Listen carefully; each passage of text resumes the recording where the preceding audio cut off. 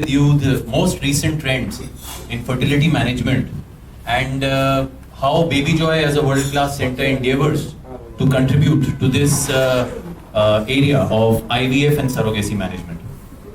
Actually, I would have liked to start with a little video that I had brought, but since the resolution of this projector is not too good, so maybe we'll just start with the presentation first and then we'll see how it proceeds.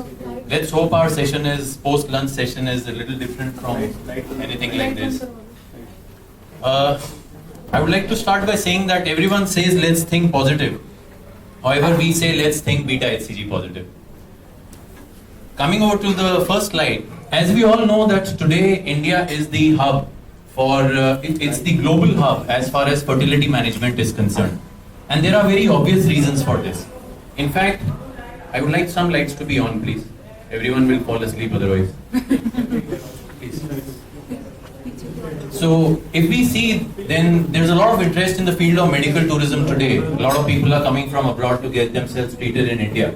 And fertility comprises more than 20% of that entire business.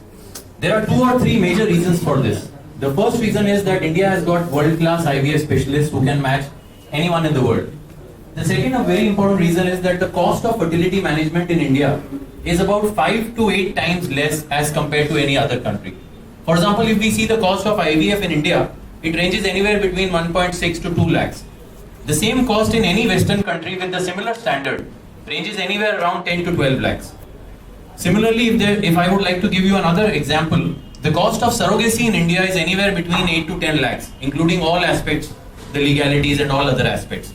The same cost of surrogacy, if you see in the Western world, Australia or even Middle East, ranges from 50 to 60 lakhs. So this is making India a big global hub as far as the fertility management is concerned. But more important than this, something that has really contributed to we becoming a global power as far as IVF and surrogacy is concerned is the fact that corporatization in India has brought about a real change in this particular segment. And in some of my coming slides, I would also like to enumerate some of the significant contributions that have been brought about by the corporatization of the fertility segment in India. So coming over to this next slide, as I always say that most of the breakthroughs which we were expecting have already happened in the field of IVF. We do not expect any more breakthroughs in the coming decade. So in the last decade, we've been fortunate enough to have so many newer concepts in the field of IVF, ranging from ICSI, IMSI. A lot of development has been seen in the field of cryofreezing.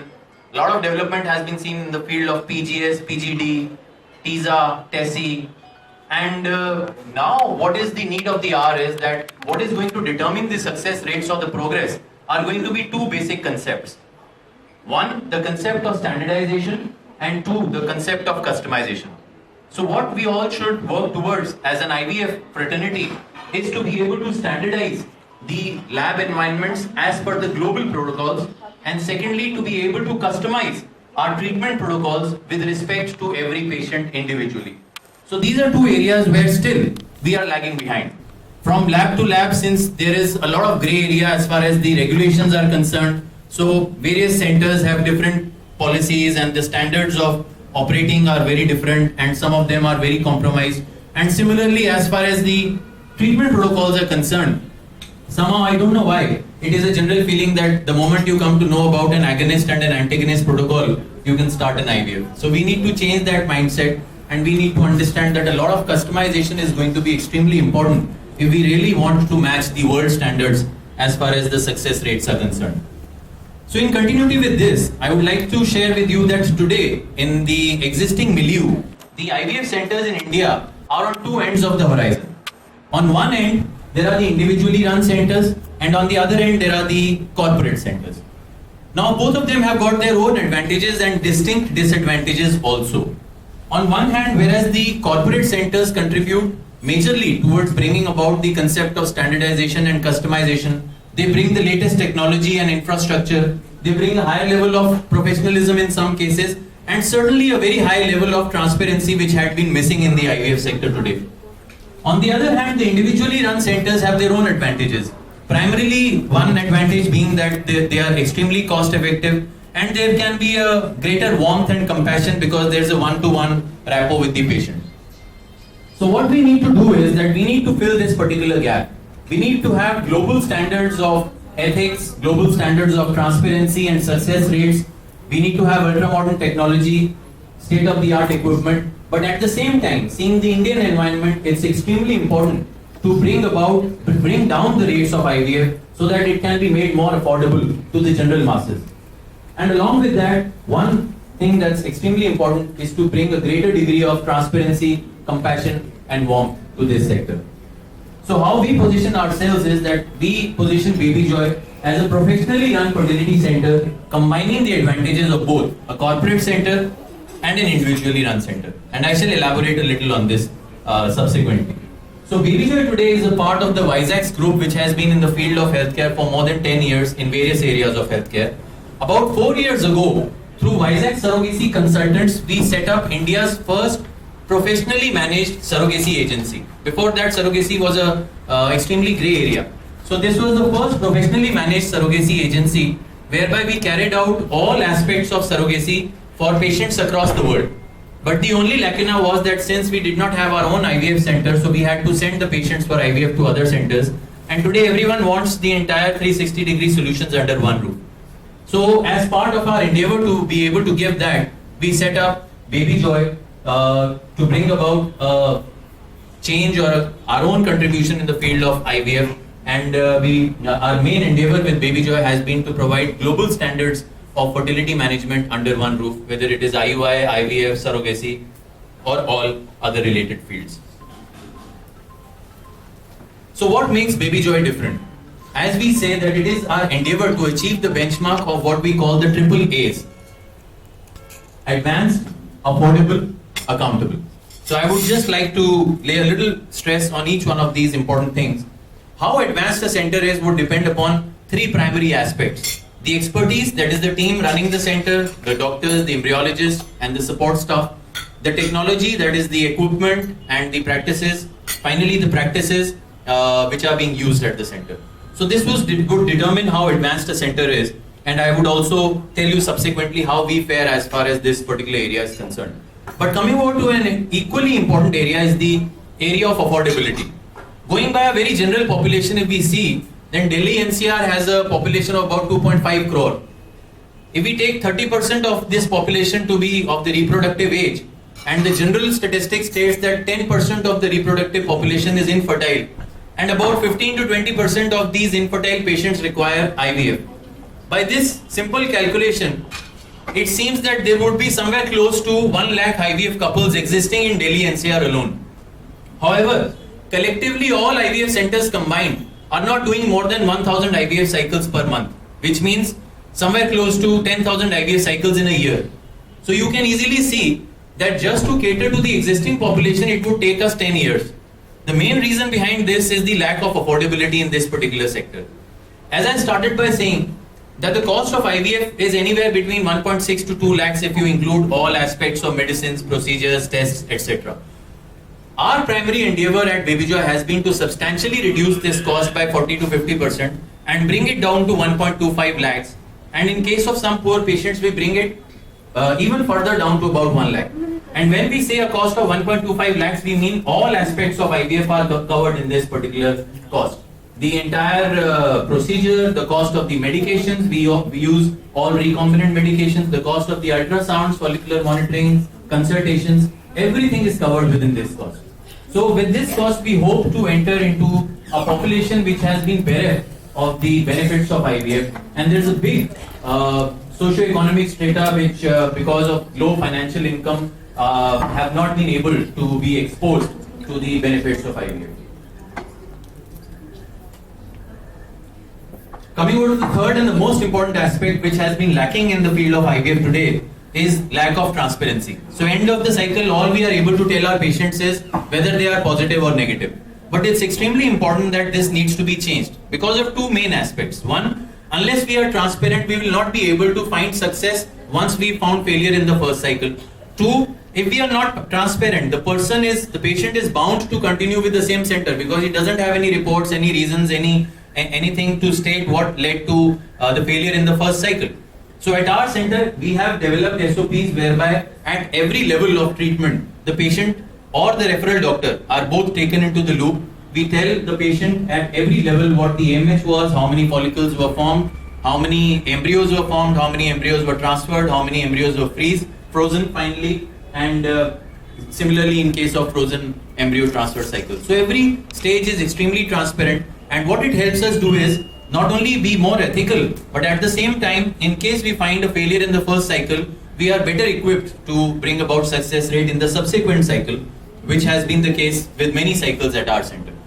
So finally, we would like to position ourselves as a highly advanced yet affordable IVF center which caters to IVF care with compassion and transparency. So here I would just like to mention some of our small achievements in the last 1 to 1.5 years.